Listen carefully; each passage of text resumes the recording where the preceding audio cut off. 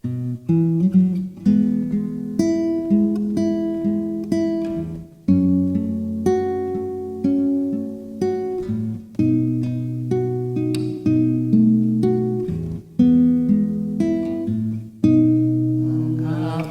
Yesus turun dari surga, masuk dunia gelap penuh celah, berdoa dan bergumul dalam taman, cawan pahit pun diterimanya. Mengapa Yesus menderita didera, dan mahkota duri pun dipakainya? Mengapa Yesus mati bagi saya? Kasihnya, ya karena kasihnya.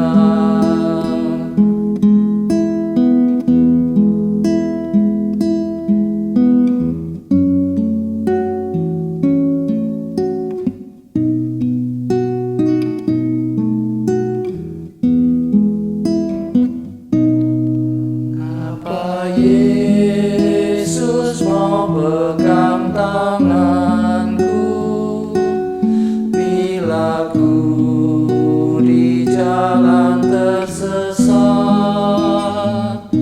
Mengapa Yesus beriku kekuatan bila jiwaku mulai penat? Mengapa Yesus mau menanggung dosaku, beriku damai serta sukacitanya?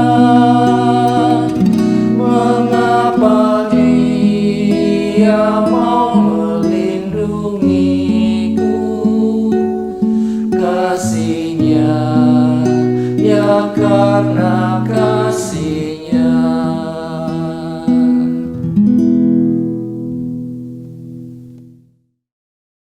Shalom, selamat pagi Bapak Ibu, saudara-saudari yang terkasih dalam Tuhan Yesus Kristus.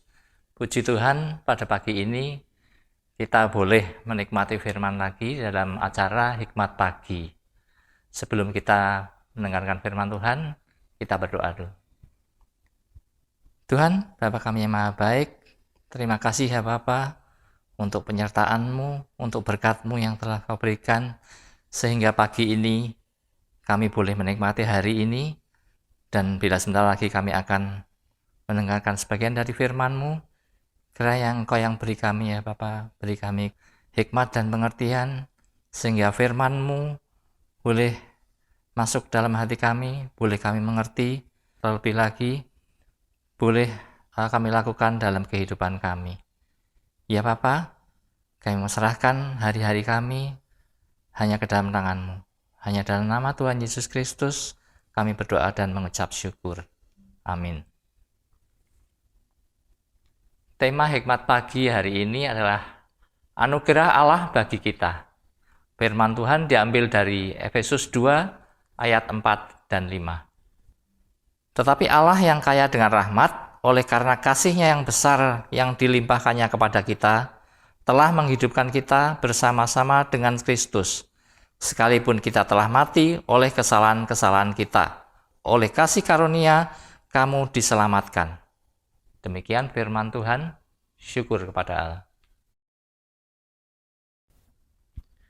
Selamat pagi saudara-saudara yang dikasihi Tuhan. Tema hikmat pagi kita hari ini sesuai dengan tema kebaktian Minggu Paskah di GKI Karangsaru adalah karya terbesar.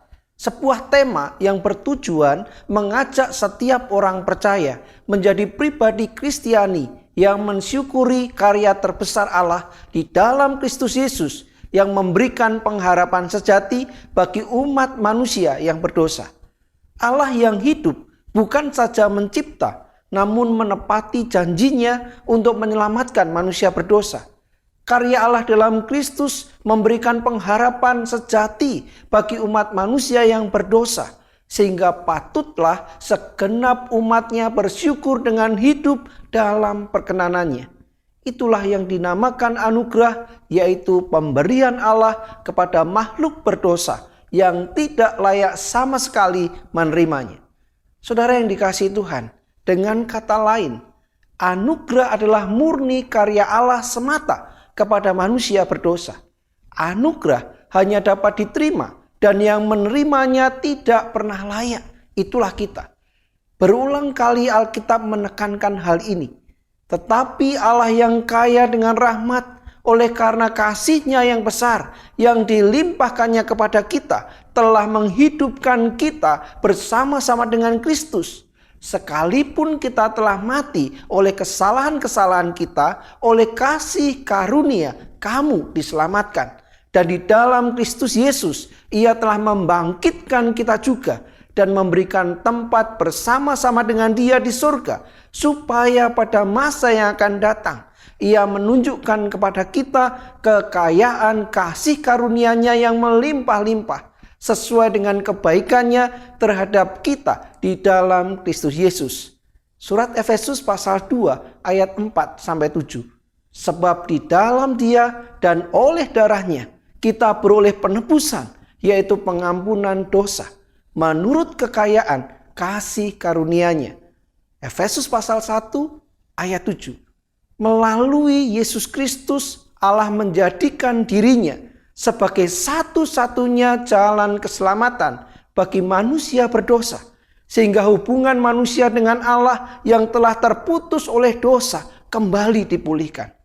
Saudara yang diberkati Tuhan, hidup kita seutuhnya tergantung pada anugerah Allah yang mulia.